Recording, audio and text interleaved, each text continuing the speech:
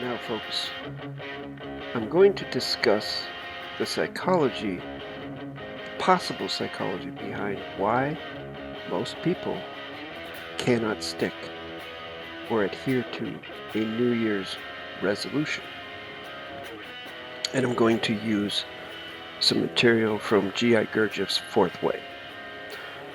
If you caught last month's For the Quantum Grammar Shoot podcast where I introduced Gurdjieff into the psychological curriculum, you will have had your introduction there.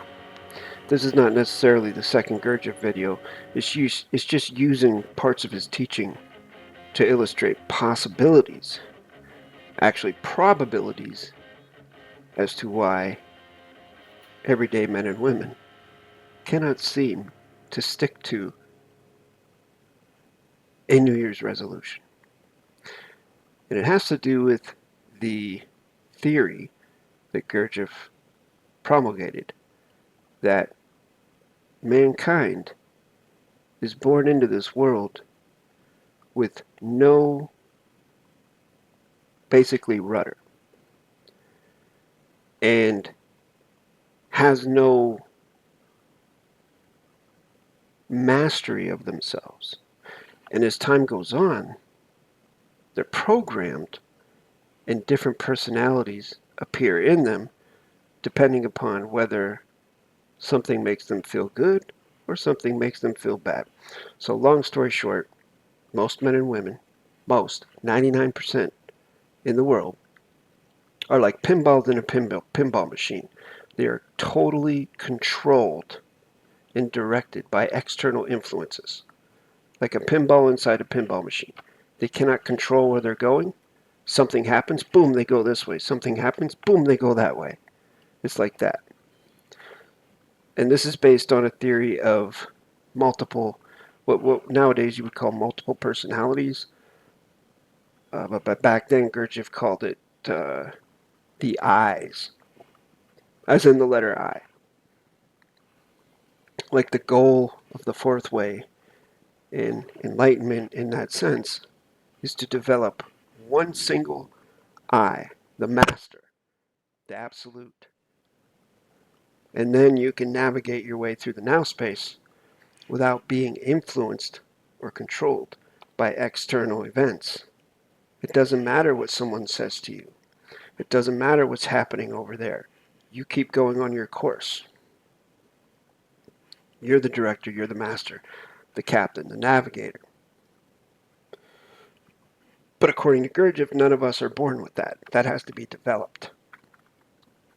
And so I'm going to read to you from this little book right here, a little section. And while I do that, you may contemplate it as you look at a rare photograph of the great teacher Georges Ivanovich Gurdjieff. Very often, almost at every talk, Gurdjieff returned to the absence of unity in man. One of man's important mistakes, he said, one which must be remembered, is his illusion in regard to his I. Man, such as we know him, the man-machine, the man who cannot do, and with whom and through whom everything happens, cannot have a permanent and single I. His I changes as quickly as his thoughts, feelings, and moods, and he makes a profound mistake in considering himself always one and the same person. In reality, he is always a different person, not the one he was a moment ago. Man has no permanent and unchangeable I. Every thought, every mood, every desire, every sensation says I. And in each case, it seems to be taken for granted that this I belongs to the whole man, and that a thought, a desire, or an aversion is expressed by this whole. In actual fact, There is no foundation whatever for this assumption. Man's every thought and desire appears and lives quite separately and independently of the whole, and the whole never expresses itself, for the simple reason that it exists, as such, only physically as a thing, and in the abstract as a concept. Man has no individual I, but there are instead hundreds and thousands of separate small I's, very often entirely unknown to one another, never coming into contact, or, on the contrary, hostile to each other, mutually exclusive and incompatible. Each minute, each moment, man is saying or thinking, I, and each time his I is different. Just now it has a thought, now it is a desire, now a sensation, now another thought, and so on, endlessly. Man is a plurality. Man's name is Legion. The alternation of I's, their continual obvious struggle for supremacy, is controlled by accidental external influences. Warmth, sunshine, fine weather immediately call up a whole group of I's. Cold, fog, rain call up another group of I's, other associations, other feelings, other actions. There is nothing in man able to control this change of I's, chiefly because man does not notice or know of it. He lives always in the last I. Some I's, of course, are stronger than others, but it is not their own conscious strength. They have been created by the strength of accidents or mechanical external stimuli. Education, imitation, reading, the hypnotism of religion, caste, and traditions, or the glamour of new slogans, create very strong I's in a man's personality, which dominate a whole series of other weaker I's.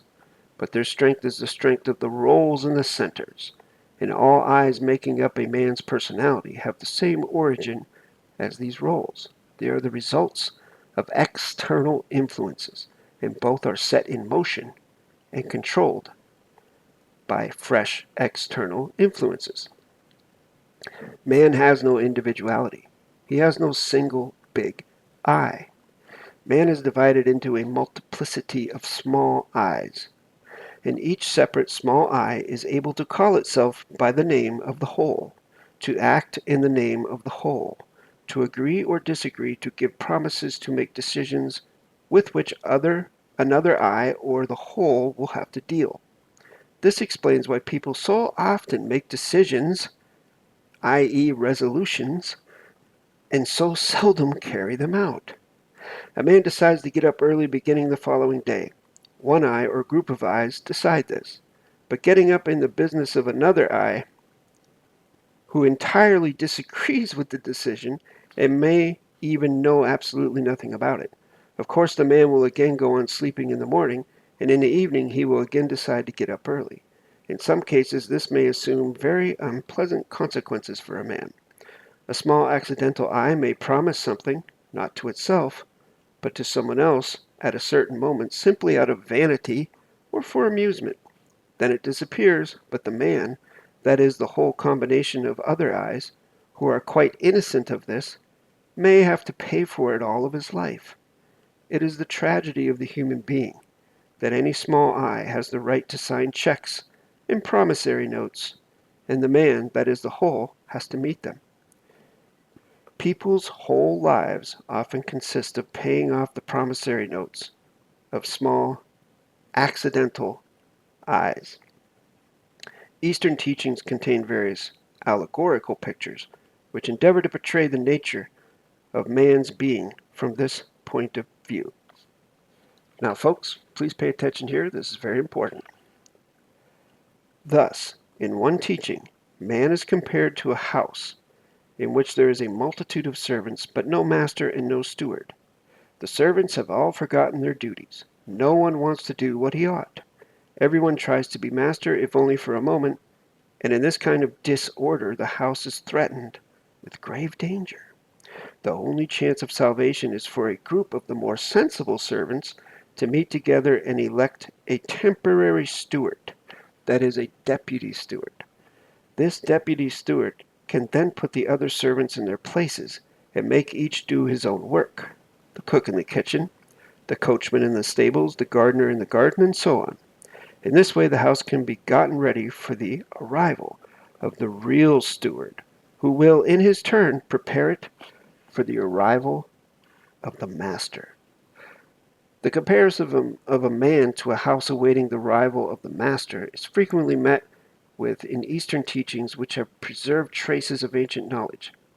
And as we know, the subject appears under various forms in many of the parables in the Gospels. But even the clearest understanding of his possibilities will not bring man any nearer to their realization. In order to realize these possibilities, he must have a very strong desire for liberation and be willing to sacrifice everything, to risk everything, for the sake of this liberation. So there you go. There's one possible, probable answer as to why folks can't seem to stick with their choices on New Year's Day.